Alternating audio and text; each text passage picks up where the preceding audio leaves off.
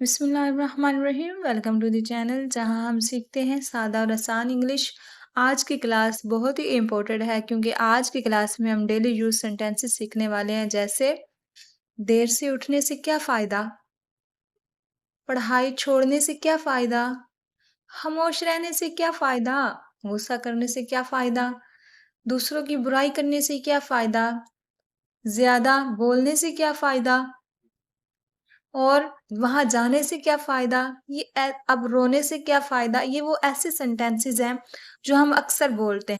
इन तमाम सेंटेंसेस में एक लफ्ज़ कॉमन यूज़ हुआ है, वो है क्या फ़ायदा। इन तमाम में एक ही लफ्ज़ यूज़ हुआ है, क्या फ़ायदा।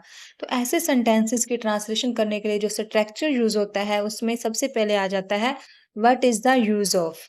सबसे पहले हम ट्रांसलेट करते हुए क्या लिखेंगे, what is the use of. उसके बाद वर्ब की फर्स्ट फॉर्म के साथ आईएनजी लगा देंगे और फिर ऑब्जेक्ट सिंपल।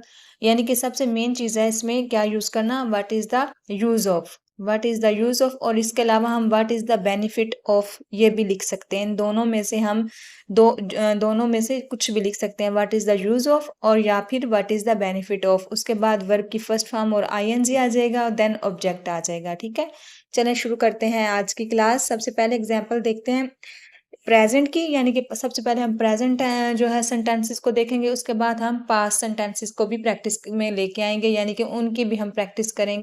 प्रेजेंट सेंटेंसेस में सबसे पहला एग्जांपल है इंग्लिश बोलने से क्या फायदा। इंग्लिश बोलने से क्या फायदा।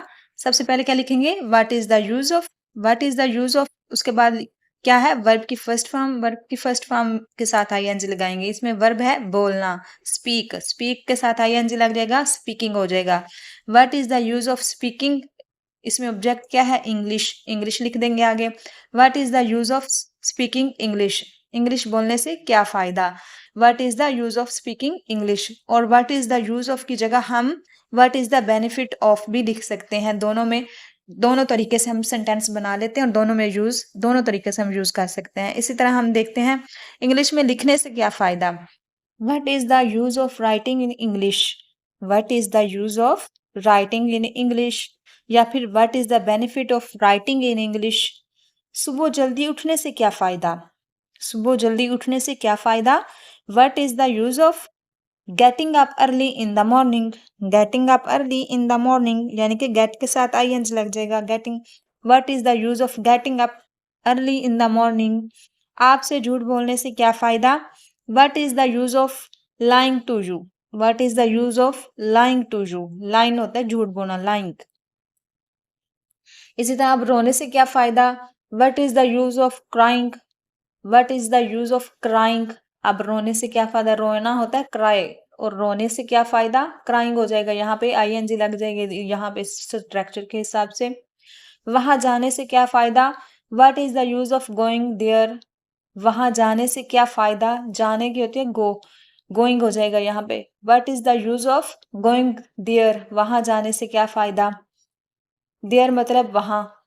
इसी तरह अगर हम पास्ट सेंटेंसेस की प्रैक्टिस करें, अगर यही सेंटेंसेस जैसे आपके साथ रहने से क्या फ़ायदा हुआ, ज़्यादा बोलने से क्या फ़ायदा हुआ, वहाँ जाने से क्या फ़ायदा हुआ, यहाँ रुकने से क्या फ़ायदा हुआ, ये दवाई खाने से क्या फ़ायदा हुआ।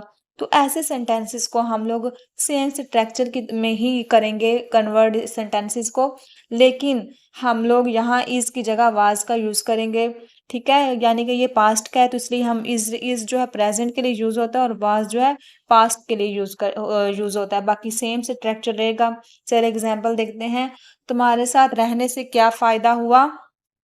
What was the use of, अब वाज आएगा, इज़ नहीं आएगा। What was the use of living with you. तुम्हारे साथ रहने से क्या फ़ायदा हुआ। What was the use of living with you.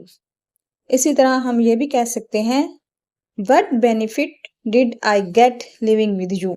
यानी कि हम बेनिफिट के साथ भी ये सेंटेंस जो है ट्रांसलेट कर सकते हैं, what benefit did I get living with you. या फिर यही इस तरह भी कह सकते हैं what was the benefit of living with you. इन दोनों में से बेनिफिट जो है वाज के साथ भी और गेट के साथ भी हम यूज कर सकते हैं। इसी तरह एक और एग्जांपल देखें, ज्यादा बोलने से क्या फायदा हुआ। ये भी हुआ यानी कि पास्ट की बात है। What was the use of speaking too much. Too much होता है बहुत ज्यादा, ज़्यादा बोलने से क्या फ़ायदा हुआ? What was the use of speaking too much? यानी कि what was the is the नहीं यूज़ करेंगे, वाज़ द यूज़ करेंगे क्योंकि ये पास्ट के सेंटेंसेस हैं। इसी तरह ये देखें, वहाँ जाने से क्या फ़ायदा हुआ? What was the use of going there? अब ये भी पास्ट का है, क्या फ़ायदा हुआ? तो इसमें भी हम वाज़ का यूज़ करेंगे, इज़ का यूज़ नहीं करेंगे। ऐसे जितने भी सेंटेंसेस जिनमें क्या फ़ायदा या फिर क्या फ़ायदा हुआ, ये वर्ड्स आ जाएँगे तो उनकी ट्रांसलेट करने के लिए जो स्ट्रक्चर यूज़ होता है उसमें what was the use of, उसके बाद वर्ब की फर्स्ट फॉर्म के साथ आईएनजी देन ऑब्जेक्ट यूज़ होता है। ये ऊपर हेडिंग में देखिए लिखा हुआ है। यही स्ट्रक्चर जो है यूज़ होगा दोनों के लिए। क्या फ़ायदा के लिए इज़ यूज़ हो जाएगा और क्या फ़ायदा हुआ के लिए हम वाज़ का यूज़ करेंगे। देखिए दोनों को इकट्ठा एक एग्ज़ाम्पल में देखते हैं। वहाँ जाने से क्या फ़ायदा या फिर वहाँ जाने से क्या फ़ायदा हुआ।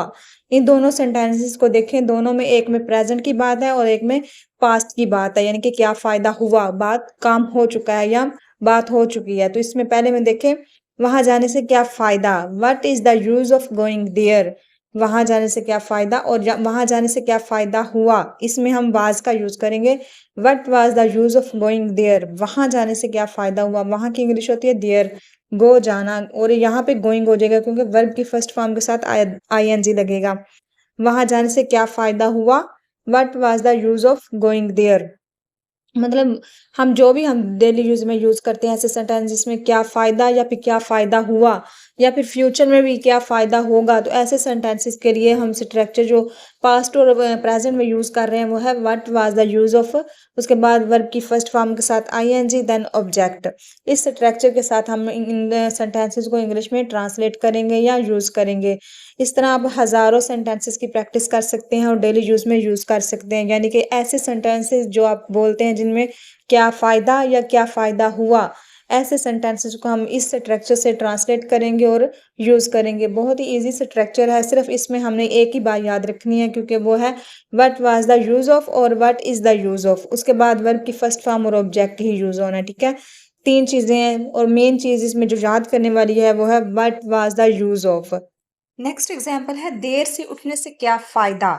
क्या फायदा मतलब ये प्रेजेंट का सेंटेंस है। अगर क्या फायदा हुआ हो लिखा होता तो फिर क्या होना था, पास्ट का होना था।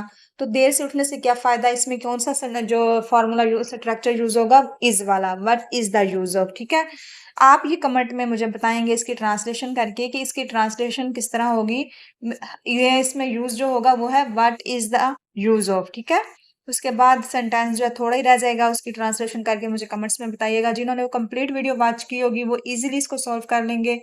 मैं उम्मीद करती हूँ आपको ये वीडियो अच्छी लगी होगी। मजीद इस तरह की वीडियोस देखने के लिए मेरे चैनल को सब्सक्राइब कर लें। Thanks for watching.